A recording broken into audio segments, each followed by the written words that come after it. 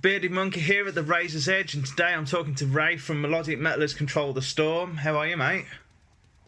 Hello, mate. Yeah, very well, thank you. Thanks for having me on. It's a pleasure. No worries, man. So, for those who... Let's just get straight into it. For those who don't know of Control the Storm, obviously you guys have been making a massive name for yourselves over the last couple of years, right up to your performance last year, your very fiery performance last year at Bloodstock 2019 on the Sophie stage. Can you just tell us a little bit about your journey to this point? It's been an interesting rocky road. I guess all the best ones are. I don't know. Yeah. We started out in 2010. The original view for the band was to set up kind of more of a gothic, heavier sort of sound, and the original vision from our lead guitarist, Rich, he I think he soon realised that he can write as much music as he wants, but when you get 6 people in the room together, it inevitably develops into something different, and we kind of landed on the sound that we did with the Beast Inside album, which was quite different to the original vision. Yeah. But quite unique in its own right. I mean, at the time we couldn't really liken ourselves to any other bands in the UK, which kind of made it easier for us. Yeah. And a bit more difficult actually to get shows, because it was trying to find promoters that could put us on with other bands that we'd make sense with. Yeah. Was quite challenging. But then the ones that we did, generally tend to play with, ended up, we're having quite a good night. So yeah, I mean, we managed to build up a reasonable fan base quite early on, playing around Bristol and then going further afield, it made it easier on us, I suppose. Yeah.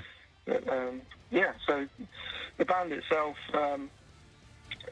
we've kind of settled on melodic metal. We've got hints of power metal, and there's hints of thrash in there as well on the Beast Inside album. So I like to think it's accessible for more than just one sort of metal fan, really. So yeah, but yeah, I mean, I guess we've developed a lot more since then. The band has moved on. We've had a couple of lineup changes along the way for various reasons, and the lineup we've settled on now, we're just having done Bloodstock last year. It just feels right now, and we've got a solid direction and a vision for the future, which is great. Yeah. So obviously, from your guys' early days to now, I mean, like, how does the band feel sort of? So are you feeling strong now? Like this is it, and this is how you're going to push forwards and things like that. Yeah, it's weird. It's a dynamic thing, and for a long time we were struggling to find band members that really wanted to achieve the same things as us. We try to find people that live in your local area that share your same vision. It's not always that easy. So we've always ended up having people that live quite far away, which presents its own set of challenges. But we always seem to overcome any issues that come up. And now, we've definitely found a very, very dedicated hardcore of people that we don't even see each other as bandmates. We feel more like a family, which is really good. It kind of makes life a lot easier. Did you always the songwriting is more? Yeah. Sorry. Did you always go for like a female fronted? Was that always the vision for it, or? Yeah, I guess so. I mean, I think back in the day we were really listening to bands like Nightwish and Epica. And Delane was an influence as well, and Within Temptation. So those kinds of bands appealed to us, really. So yeah, going down the route of a female vocalist seemed like a comfortable thing for us. We could have just got a male singer, and it probably would have ended up sounding like far too many other bands out there who are already doing it and doing it really well. So finding something a little bit more unique, and maybe original is not the right word, but something just a little bit more appealing, maybe. That it's helped. The thing with metal is a lot of people that don't listen to metal don't want to listen to it because they just think it's going to be so old, growly, noisy rubbish. Yeah. And then when they actually hear it, they're like, oh, you know what? I don't really like metal, but I quite like this. This is all right. I could listen to this. Yeah. That served us quite well, really, because it means we get quite an eclectic audience as well. It's not all just metalheads that come to the shows, and it's a bit more accessible, which helps a lot, I suppose. Yeah. What do you feel? Because there's this whole sort of talk about the genre of female-fronted metal. Do you think that's rubbish? Do you go, well, no, we are melodic metal, or do you adapt to the female-fronted metal as a genre? Okay, so this is a bone of contention for a lot of people, isn't it? And I'll be perfectly honest, and this is my opinion and not necessarily that of the band. Just a little disclaimer. I've never paid attention to the whole female fronted is not a genre debate. I've always found we're just a band. Yeah. First and foremost, we happen to have a female singer. We've developed through the industry over the last 10 years while it's been a hot topic of debate. And originally, everyone else was calling us a female-fronted band. So inevitably, we taglined ourselves in our websites and Facebook pages and whatnot as female-fronted melodic metal based in the UK. In the last few years, we've dropped the female-fronted moniker because it's so divisive, and we're not because we're making a political statement. It's difficult to wade through all of the heated debates online. If you end up using that line, you're going to upset someone. So a lot of the struggles that some of the other bands have faced by the female fronted thing, we haven't experienced that. We haven't really made a huge deal about it. We just kind of do our thing and crack on, and then let everybody else do whatever talking they want to do, because they're going to do that anyway. But I think by not getting ourselves involved in it, people generally tend to leave us alone, and we can just focus on being a band. And while I know some bands do struggle, and some female artists do struggle, and they get a lot of rubbish on the internet and idiots contacting them relentlessly, we don't really get that. Feruza's not one to necessarily keep herself away from people at shows, but she doesn't really get the attention that some female artists in the metal scene get. And I think it's just mainly about the way she presents herself online, and the way she doesn't buy into all the into the conversations and the hype, really. So in a way, it's allowed us to just kind of fly under the radar, I suppose. Not being dragged into it. So it's been cool. It's been interesting seeing it from that perspective. Yeah, definitely. Well, obviously, sort of going back to your progression with Control the Storm, and obviously where you've come from. So you guys won Metal to the Masses in 2012. How important do you feel competitions like Metal to the Masses are within the music scene? And do you feel it elevates a band's profile? Do you feel it helps? Yes, Metal to the Masses, definitely. The work with Simon Hall and the entire team that do Metal to the Masses, they've really done something special for the UK. The metal community especially. The payoff is playing at Bloodstock on a brilliant stage with full production and a really good team of people, which for most bands they don't really get a glimpse into the industry like that at all. And if they do, they don't normally know how to handle it. But the one thing that Metal to the Masses does is it's not just a competition about playing to new people. It's about developing as an artist, taking you up to the next level, which is really important. The idea of competitions, however, I do feel there are several competitions in the UK that to me, it's just about the competition making some money. It's not really about the artist. There's no onwards progression, and that's the important thing that Metal for the Masses does. It allows bands to step up a level and then really cement themselves in the UK scene to a larger audience, and it's guaranteed. Bloodstock's always well attended, and the Metal for the Masses stage is always rammed. I would have said early on in Metal for the Masses, when people didn't really get it the way they do now, it was very much, I would say it was very much more cutthroat. And in 2012, we had positive experiences, we had negative experiences with it. Luckily, I think because we managed to win the Reading heat that we took part in, it was all kind of sealed with something happy, so we got to play the festival. Yeah. But for some of the other bands that took part in it, there was a lot of infighting, and the fans weren't really supporting the other bands as well. They were only supporting the bands that they wanted to see themselves, to get their friends to win, that sort of thing.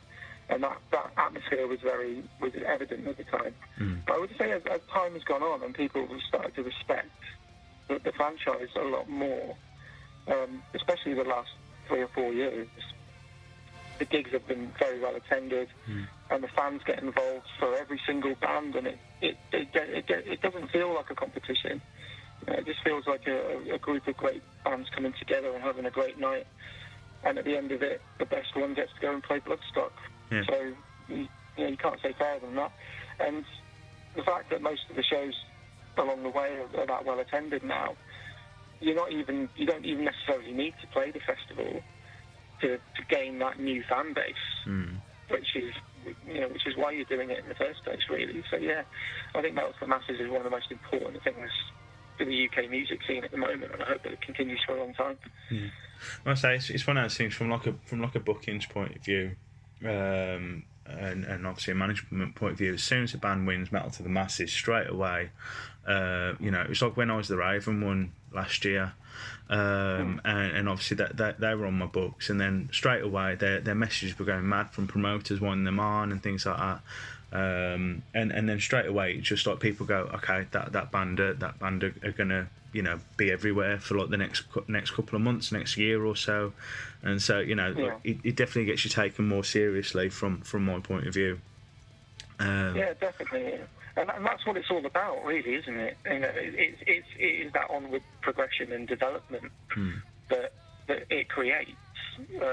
So yeah, from a band and a booker's perspective, and from a promoter's perspective as well, it's creating confidence in the industry, which is obviously ever changing.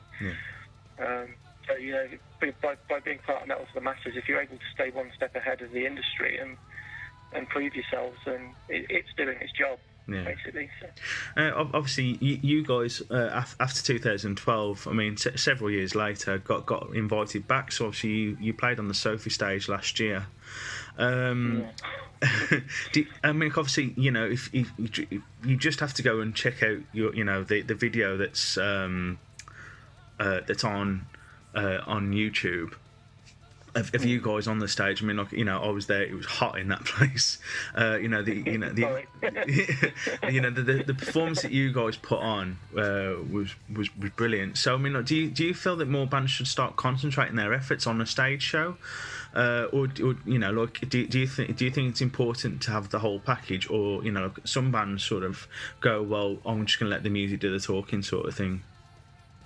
Yeah, I mean, I think it all depends on what the band wants from the experience.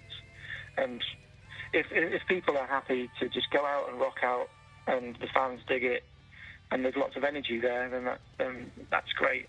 I mean, I've spoken to quite a few bands since doing the Bloodstock show last year, because they wanted advice on how to approach doing a show with pyrotechnics and everything, and the reality is of that show, it was all very loose. There was no production rehearsals there was a lot going on, and it was very much off the cuff, because we hadn't had time to do any production rehearsals. We hadn't really had the budget to do them either. So we met the pyrotechnics people that morning, like an hour before we went on stage, and they just said, "Right, guys, so you've spent all this money. What do you want?" I was just like, "Go nuts, mate. Just go nuts and make it look great." You know, we saw it as an opportunity really to showcase our new album because we just released it before the festival. So we thought, right, we spent 18 months writing and recording this album. We've got an opportunity here to really make something look special and give something back to everybody that took part in the Kickstarter as well, to help pay for the album in the first place. Yeah. So we thought, okay, there's loads of T-shirts in the audience here. There's loads of people that have got the album. Let's do our best to give them something great. So we thought, bit of fire and some sparklers and some confetti. What can go wrong? Thankfully, nothing. But yeah, there was. For us, it was because it was being filmed. We thought it'd be a wasted opportunity, and obviously it had been 7 years since we'd been at Bloodstock the first time round. So we were like, okay, well, if it's going to be another 7 years, then we might as well, you know, go all out on this one and then see what happens in 7 years' time if we're any further ahead. So yeah, I mean, it was incredible. It was everything I've dreamed of. I've worked on so many tours with bigger artists that have had pyrotechnics, and I stand there just dreaming like a little boy, just going, one day that'll be me. And yeah, I was given the opportunity to make it happen, and I wouldn't change it for a second. It was just everything I wanted it to be. Yeah, so, from the our focus now is making it a bit more kind of tighter now and a bit more organised and making sure that the guy comes out on the beat rather than just after it. So, you know, make it more visually entertaining. I say from the audience point of view, I mean, like it looked amazing, and so like, you know, it just looked. You know, you're sort of saying that you know, like you went in, you hadn't practiced it and things like that. You know, it seemed to go off without a hitch, which was really. I'm glad you said that. You make me feel a lot better about it because we're a little bit worried. But I guess that's an artist's prerogative to be a little bit hypercritical of your own stuff. Yeah. You know, and the other thing is as well, like our guitarist Matt and drummer Ilian, it was their third gig with the band. Yeah. And they were doing that at Bloodstock. And they didn't know what to expect. Yeah.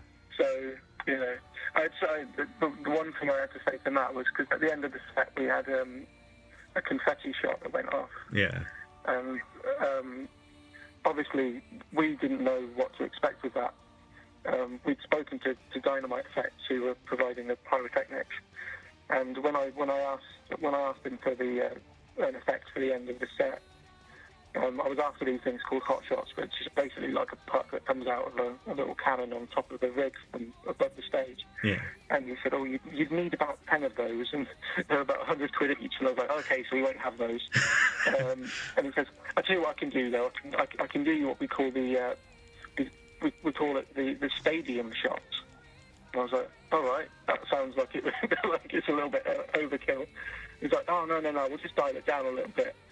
Yeah, they didn't dial it down a little bit. So Matt was stood directly in front of it. And I don't know if you remember a story recently from, I think it was Delane, where the bass player was stood up on it was either Delane or Cobra and the Lotus. I think it was, it might be Cobra and the Lotus, actually. They had a hot shot that was mounted on the floor, and it went directly into the groinal area of the bass player.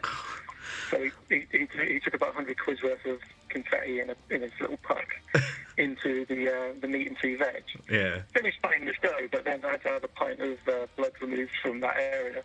So yeah, I was like, Matt, for God's sake, I don't want to fire 350 quid into the back of your head. So just make sure that you, like, just before the end of the song, you just step to one side. Yeah. So he was like, all the way through that last song, he was like kind of looking at me like, and I was like, all right, get out of the way. And then the guys came over and pulled the handle, and then the next 30 seconds was for us just chaos because we couldn't see anything. It was quite a lot of confetti came out this thing. So, that's you had Gojira. You had with Gojira recently as well, where the fire went off, and was it the guitarist that got caught as well? Yeah, I think so. Yeah. I think it's dodgy. I mean, you've really got to be on the ball. Yeah. You know, I think it was Rammstein that Download a few years ago. The reason the pyro regs changed was because of one of their effects was firing directly at everyone on stage. I think it was one of the side flame blower things that comes in from the side fills. Yeah, nearly cooked Till Lindemann. Like, no, we can't do that anymore. So, yeah. Well, obviously you sort of mentioned Forevermore came out just before Bloodstock, so it's officially 1 year old now. Are you? Time flies, eh? Yeah, man. 25th of July last year, something like that. Yes, that's right. Yeah. So any new music in the works? You know, have you guys been working on anything through lockdown? Yeah. Well, we wrote and recorded a new single in January. Sent it away and got it mixed. It sounds great, and then lockdown happened. So we were planning on releasing it earlier this year with a video as well. So we had that all planned out, and we had a good reason for releasing it slightly earlier than we would have done normally. Yeah. But then the lockdown happened, and it all kind of put pay to everything. So we've held on to it. We do have a plan now for a release towards, I think, the end of October. Yeah. With a video which will be all singing, all dancing, similar sort of setup to what you saw in the Follow Me video, just on a larger scale. Yeah. So yeah, that's going to be coming out this year, and then we've got a plan for an album next year to be released. We think September time next year. Awesome. A full-length studio album, so that'd be good. Well, obviously your fan base is ever growing. I mean, like, you know, like whenever you get to Bloodstock, for example, I mean, like, there's always a sea of Control the Storm T-shirts going around. But you've had one pretty recently on the TV program Gogglebox, and it was Bez from the Happy Mondays was seen repping one of your band T-shirts. Does he come to many of your shows, or? Yeah, he's been to a few. Yeah, we love Bez. I was at his house. I had dinner with him on Sunday night after band practice. So yeah, he's a really, really great guy, and he's really supported us a lot, which is great. Yeah. So yeah, lovely guy. We weren't expecting him to wear the T-shirt. It wasn't planned. Yeah. So the fact that he wore the T-shirt on Gogglebox was great, and then our inbox went mental. Lots of people sent us messages just going, "You're on TV! You're on TV!" I was like, "What?" Okay, that's brilliant. So yeah, no, it's all publicity and all that. Yeah, definitely. Well, I'll say it's one of those programs. It's a shame Sean Ryder didn't get involved. It would have been nice if he'd have put one on as well. But, you know. Yeah, you have to make sure he gets one next time. Yeah, we'll do. Like, here, Sean, have a T-shirt. Like, why are you giving me this? Yeah. So look, it's one of those things. Even just getting your band T-shirt on in like, even if it's in the background or something like that, and you just that sense of accomplishment of, I'm on the TV. Yeah, exactly. And the thing is as well, like, if you were to actually pay for product placement like that on a primetime television show, it would cost thousands and thousands of pounds to just get something subliminally tucked in there. So the fact that he just wore the T-shirt for the whole episode, and we didn't have to pay anything for it to happen, it was quite humbling as well, you know. So. And yeah, it did work. I mean, I suppose we did get a few merch sales as well off the back of it, which was nice. So. Oh, wicked, man! You can't really say any fairer than that. I was quite happy about it. Yeah. Well, the reason why I wanted to talk to you really is obviously you've had a bit of a roller coaster year this year. Obviously there was lots of big plans in the works. A tour with Imperial Age, and also a certain festival that was supposed to be happening, which obviously we had to, you had to change and things like that. So, but obviously you've officially been announced now to play at Download Festival in 2021 on the second stage. Quite a flipping honour to play the Toilets, but the second stage. Yeah, we're not really sure what happened there, to be honest. We applied like everybody else, sent sent the Bloodstock video along with it, and it paid off. I mean, it for us, amazing opportunity, and to be honest, a bit of a dream come true. We were expecting, if we did get offered a show, it would have been in one of the smaller stages and the smaller tents, but they came back with an offer to open up the second stage on the Sunday. We were supposed to play this year. Obviously, the festival got cancelled. Instead of getting announced, they announced the festival was cancelled. So we've been sitting on this since January. So anyone listening who's in a band who knows what it's like to sit and wait for an announcement, for something to happen, you can imagine how we've been feeling. But yeah, I mean, to get the confirmation come through for Download 2021 was just unreal. It was a real confidence boost, and very good, therapy as well, because with the lockdown and everything else, everyone's really struggled at times. So we needed a win, really. We needed something to feel happy about. And as wins go, that one's really up there.